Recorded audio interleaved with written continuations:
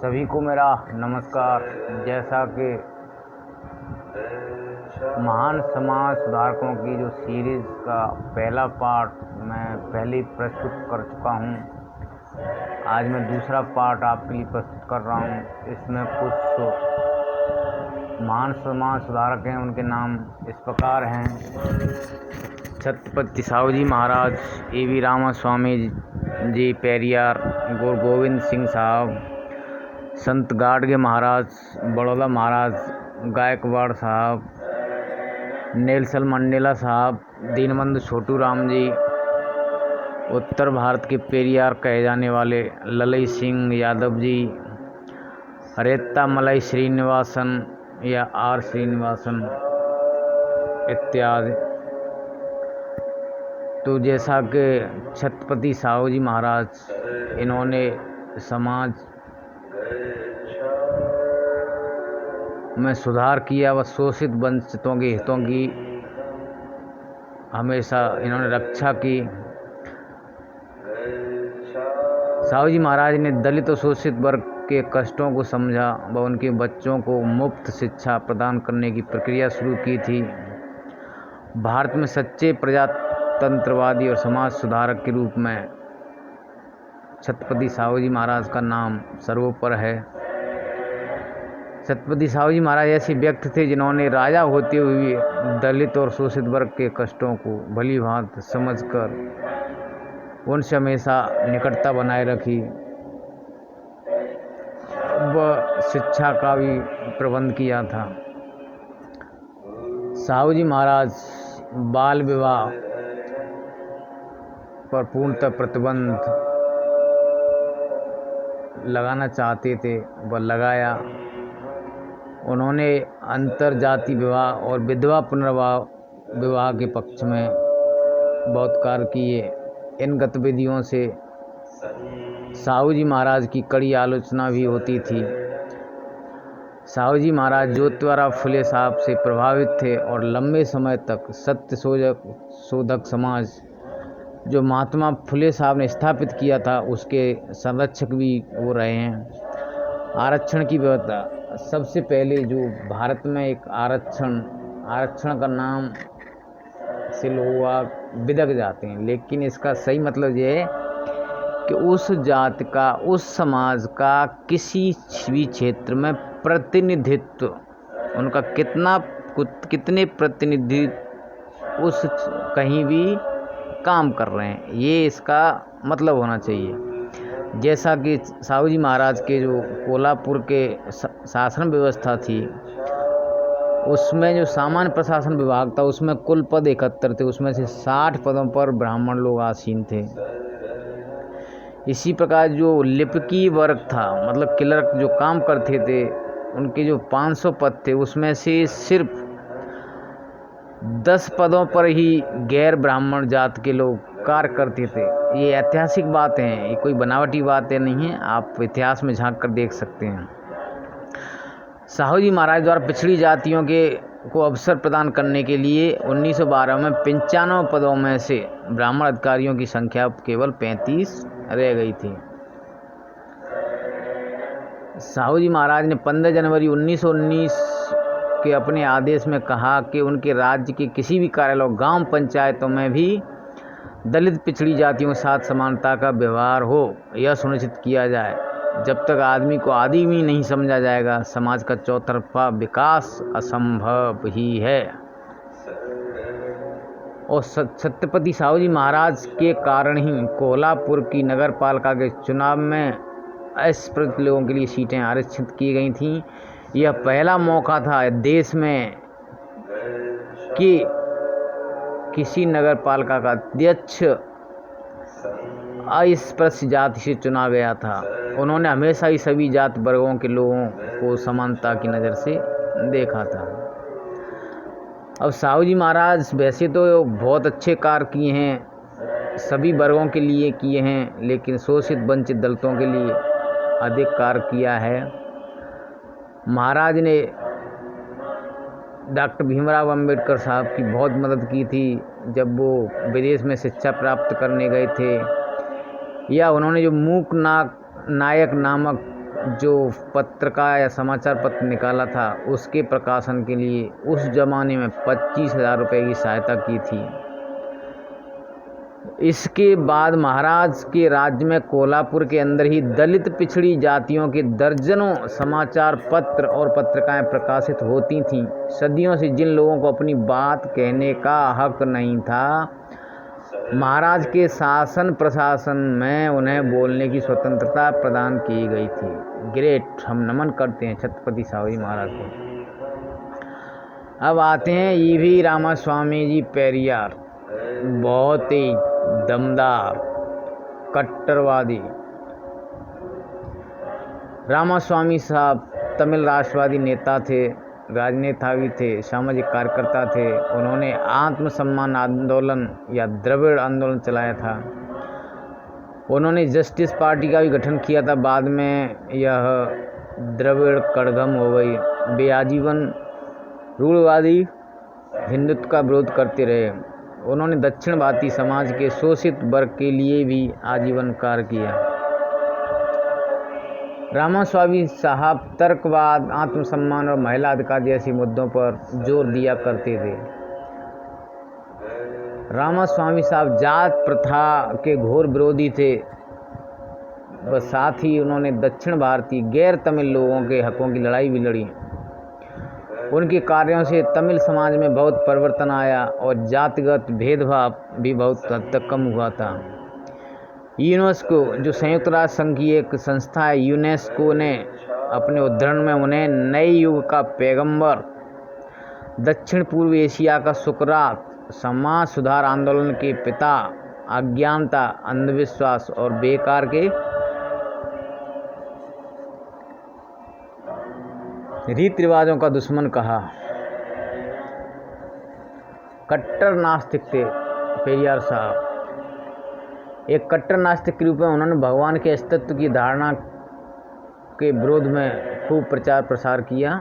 पेरियार साहब का मानना था कि समाज में निहित अंधविश्वास और भेदभाव की वैदिक हिंदू धर्म की जो जड़ें हैं उनका मैं पुरजोर विरोध करता हूँ।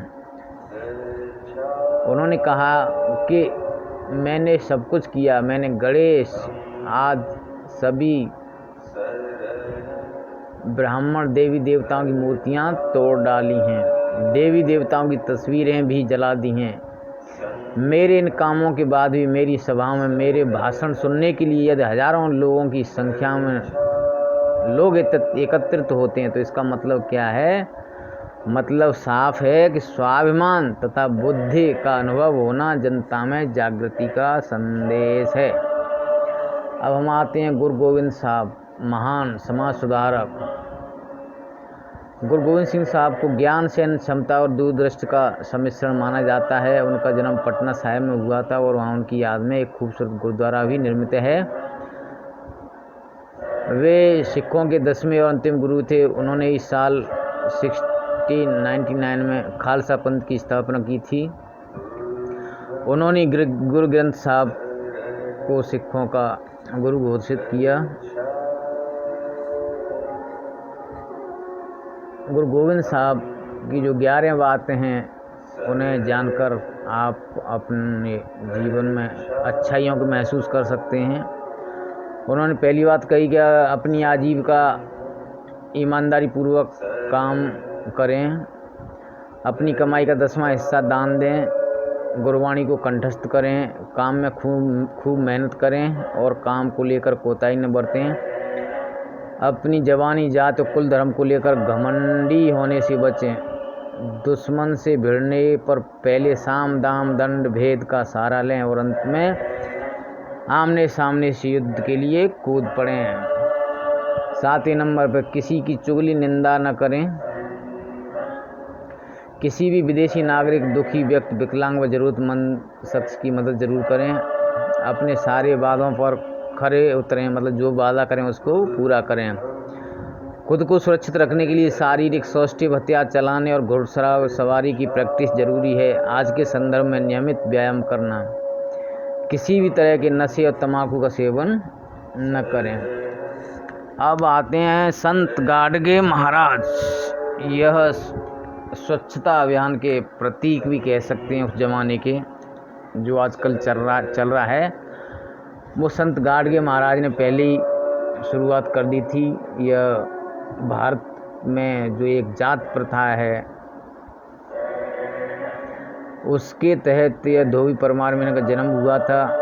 वे एक घूमते फिरते सामाजिक शिक्षक थे। वे पैरों में फटी हुई चप्पल और फिर सिर पर मिट्टी का कटोरा ढककर पैदल यात्रा करते थे। देबूजी महाराज झिंगराज जानोरकर साधारणतः संत गाडगे महाराज और गाडगे बाबा के नाम से जाने जाते थे। वे समाज सुधारक और घुमक्कड़ भिक्षुक थे जो महाराष्ट्र में सामाजिक विकास करने और साप्ताहिक उत्सव का आयोजन करते थे। उन्होंने उस समय भारतीय ग्रामीण भावों का काफ़ी सुधार किया और आज भी उनके कार्यों से कई राजनीतिक दल और सामाजिक संस्थान प्रेरणा ले रहे हैं। कहते हैं कि एक दिन संत गाडगे महाराज अपनी फसल की रखवाली कर रहे थे। वहाँ से कोई साधु संत निकला। उन्होंने पूछा, क्या आप इसके अनाज के मालिक हैं? तो एकदम उनको मतलब ज्ञान हुआ, बोध हुआ कि वह क्या है, कौन है, जगत क्या है, समाज क्या है। और फिर देबू महाराज घर छोड़ देते हैं, वो निकल पड़ते हैं इन सब सवालों का उत्तर जानने के लिए। वह पैदल यात्रा करते हैं, एक गांव, दूसरा गांव, तीसरा गांव, चौथा गांव, और निरंतर चलते ही रहते हैं। और फिर उनके हाथ में आती है स्वच्छता का प्रतीक झाड़ू। संत गाडगे महाराज भी संत कबीर साहब की तरह ब्राह्मणवाद, पाखंडवाद और जातिवाद के विरोधी थे। वे हमेशा ही स्वच्छता पर जोर देते थे। जो आजकल चल रहा है, हमारे मोदी साहब ने जो अभियान शुरू किया है, हम मोदी साहब को भी धन्यवाद देते हैं। यह परंपरा गाडगे महाराज साहब बहुत पहले शुरुआत कर गए थे। वे कहते थे कि सुगंध देने वाले फूलों को पात्र में रखकर भगवान की पत्थर की मूर्ति पर अर्पित करने के बजाय चारों ओर बसे हुए लोगों की सेवा के लिए अपना खून खपाओ। भूखे लोगों को रोटी खिलाई तो ही तुम्हारा जन्म सार्थक होगा। पूजा के उन फूलों से तो मेरा झाड़ू ही श्रेष्ठ है। यह बात आप लोगों की समझ में क्यों नहीं आती है? इसके बाद हम आते हैं बड़ौदा के महाराज गायकवाड़ साहब। उनके शासनकाल में बड़ौदा की काया ही पलट कर रखती थी। इनको भारतीय पुस्तकालय आंदोलन का जनक भी कहा जाता है और इन्होंने इस आंदोलन की शुरुआत 1910 में की थी। गायकवाड़ महाराज एक दूरदर्शी व विद्वान शासक थे। चर्चा का कारण यह है कि इन्होंने डॉक्टर भीमराव अंबेडकर साहब को विदेशों में पढ़ाई के लिए जो एक छात्रवृत्ति प्रदान की थी, वह $11.5 प्रतिमाह थी। इसके लिए हम गायकवाड़ साहब का तहे दिल से शुक्रिया अदा करते हैं कि उन्होंने एक महान ओजस्वी समाज सेवक, एक सिंबल ऑफ नॉलेज की मदद की थी। उसके लिए हम इनको शुक्रिया कहते हैं। इसके बाद हम आते हैं नेल्सन मंडेला साहब।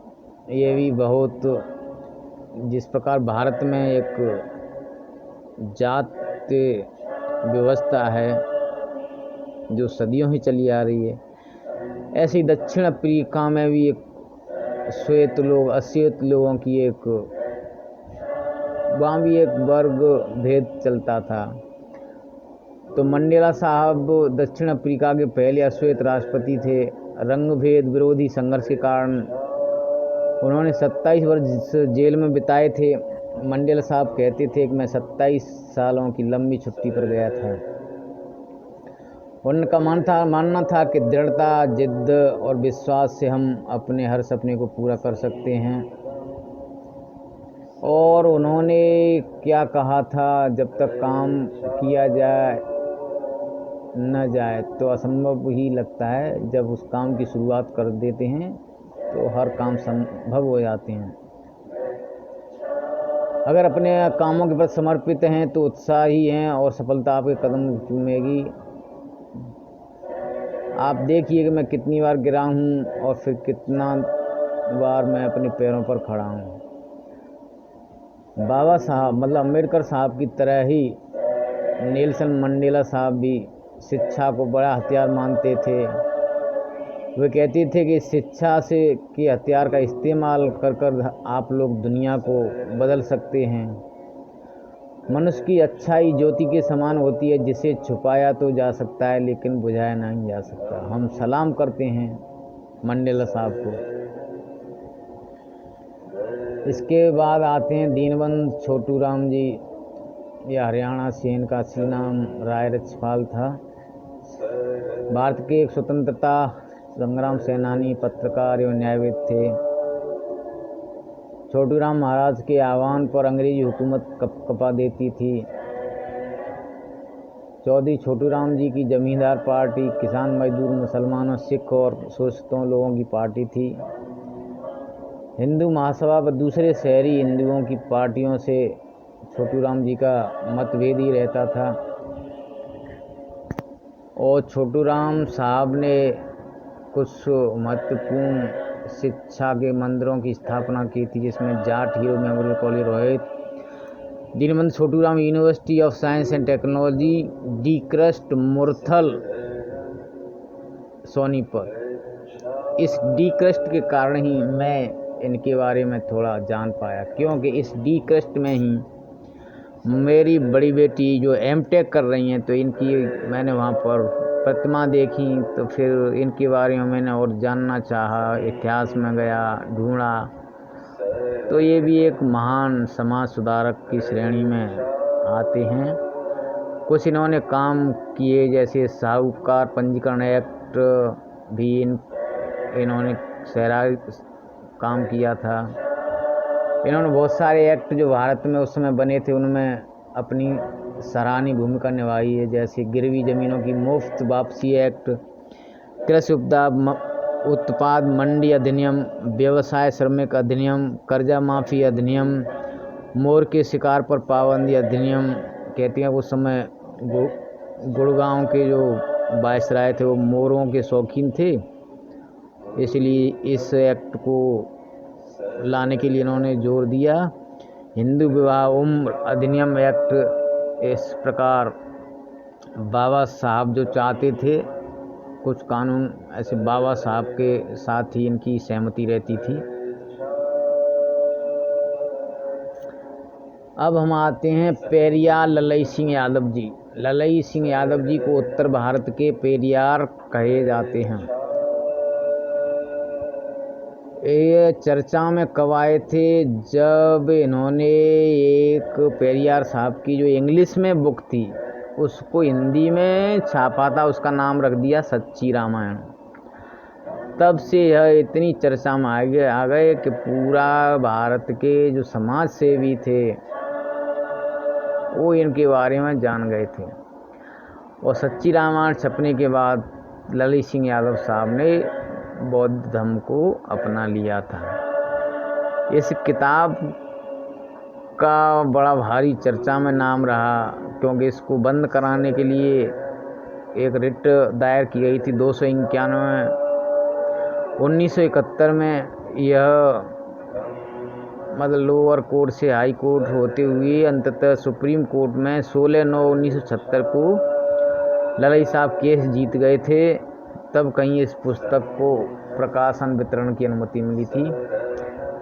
इनका परिनिर्माण 7 फरवरी 1993 को हो गया था। और ललई सिंह यादव साहब ने कुछ नाटक भी लिखे हैं, जिसमें अंगुलीमाल है, सम्मुख वध है, संत माया बलिदान है, एकलव्य है, नाग यज्ञ है। अंगुलीमाल जो तथागत गौतम बुद्ध की कहानियों में आता है कि एक बहुत बड़ा दुर्दांत डाकू था जो उस जंगल में जाते थे, साधु संत उनकी उंगली काट कर एक माला के रूप में उपयोग करता था। सम्मुख वध ये है कि जो उन्होंने नाटक लिखा, जिनको अपन भगवान पुरुषोत्तम राम कहते हैं, उन्होंने जब ये पूजा तपस्या या स्वाध्याय कर रहे थे तब इनको किसी के कहने पर इनका वध कर दिया गया था। और एकलव्य साहब को तो आप जानते ही, उन्होंने स्वाध्याय से धनुर्विद्या सीखी थी तो किसी को गुरु मान लिया था। उन्होंने बोला कि मैंने मन आपको गुरु मानता हूँ। तो उन गुरुओं ने अपने एक शिष्य की इच्छा पूर्ति करने के लिए उनका अंगूठा ही काट लिया। तो ये उस समय के गुरु थे और आज के भी गुरु हैं, कुछ नहीं बहुत अधिक, जो अपने शिष्यों को बहुत कम नंबर देते हैं जो इस तबके से आते हैं। तो ऐसा नहीं करना चाहिए, गुरु गुरु होता है, उसको समानता का व्यवहार करना चाहिए। कुछ तो उन्होंने किताब भी लिखी हैं ललित सिंह यादव साहब ने, उसमें सबसे पहला आता है शोषितों पर धार्मिक डकैती, शोषितों पर राजनीतिक डकैती, सामाजिक विषमता कैसे समाप्त हो इत्यादि, इसलिए चर्चा में आए थे। इसके बाद नाम आता है रत्तामलाई श्रीनिवासन, जिनको शॉर्ट में आर श्रीनिवासन साहब कहते हैं। यह भी तथागत या बोधसत्व अम्बेडकर साहब के समकालीन थे। सामाजिक और राजनीतिक सुधारवादी सोच रखते थे। मध्यस्थता, यह गांधी व अम्बेडकर साहब की मध्यस्थता करते थे। विचारधारा इनकी कांग्रेस की थी, वह कुछ हद तक वो गांधी जी के समर्थक थे, लेकिन जो गांधी जी की अस्पृश्यता अनटचेबिलिटी वाली सोच थी उसके वो मुखर विरोधी थे। क्योंकि जैसा अम्बेडकर साहब कहते हैं, जब गांधी जी के जो पत्र थे गुजराती भाषा में, उसमें तो वो जातिवाद का समर्थन करते थे, लेकिन अंग्रेजी भाषा के जो पत्र थे उनमें वह जातिवाद का विरोध करते थे। तो ये बात इनकी समझ में आ गई थी आर श्रीनिवासन साहब की, इसलिए जो गांधी जी साहब की इस अनटचेबिलिटी वाली सोच से थोड़ा मतलब बहुत विरोधी थे। अम्बेडकर साहब से पूर्णतः सहमत नहीं थे और इन्होंने भी 1930 में अम्बेडकर साहब के साथ गोलमेज सम्मेलन में ही भाग लिया था। और लेकिन उन्होंने इस बात की वकालत की थी कि जो भी शोषित वंचित दलित लोग हैं उनके लिए सार्वजनिक कुओं, सार्वजनिक गलियों, सार्वजनिक भवनों इत्यादि जगहों पर कोई भी भेदभाव नहीं होना चाहिए। जैसे अम्बेडकर साहब की सोच थी वैसे कुछ हद तक इनकी भी सोच मिलती जुलती थी। तो ये थे कुछ महान सुधारवादी। ये पार्ट 2 है, पार्ट 3 भी मैं तैयार कर रहा हूँ। आपने अपना अमूल्य समय दिया, इसके लिए मैं तहे दिल से आपका धन्यवाद शुक्रिया अदा करना चाहता हूँ। सहयोग ये है कि मैं डाटा इकट्ठे कर लेता हूँ तो इसको पीपीटी रूप में लेना, फिर उसको मतलब एक वीडियो के रूप में लाना, इसके लिए सहयोग मेरी बड़ी पुत्री रजनी शाक्या एमटेक कर रही हैं, वो करती हैं। और एडिटिंग का काम करते हैं मेरे सुपुत्र रजत शाक्या, जो मास्टर एंड डिज़ाइन कर रहे हैं, और छोटी बेटी भी इनकी हेल्प करती रहती हैं। और ये मैंने डाटा रियली 1 महीना के करीब ज़्यादा ही हो गया। मैं जब से लॉकडाउन लगा है तब से, जब फ्री बैठा था तो मैं सोचा क्यों ना कुछ एक अच्छा काम किया। तब से डाटा एकत्रित कर करके विभिन्न पुस्तकों को पढ़ करके आपके लिए डाटा एकत्रित किया है। तो आशा करता हूँ कि आपको यह पसंद आया होगा। अगर पसंद आए तो लाइक करें, कमेंट करें, और निवेदन ये कर सकता हूँ कि चैनल को सब्सक्राइब करना न भूलें, क्योंकि जैसा कि मैंने बताया 1 महीने से मेहनत कर रहा हूँ मैं, उसको अंतिम रूप दिया जा रहा है। अम्बेडकर साहब पर एक बृहद जानकारी 80 स्लाइडों के साथ मैं आपके सामने बहुत जल्दी प्रस्तुत करने वाला हूँ। उसमें अभी एडिटिंग चल रही है, कौन सा क्या पार्ट कहाँ सेट करना है बच्चे कर रहे हैं। तो निवेदन करूँगा इस चैनल को सब्सक्राइब करें। इसके बाद अम्बेडकर साहब का एक बृहद सामाजिक चिंतन का साहित्य मैं आपको प्रस्तुत करने जा रहा हूँ। इसके साथ मैं आपको तहे दिल से नमस्कार करता हूँ, शुक्रिया कहता हूँ। नमो बुद्धाय, जय भीम।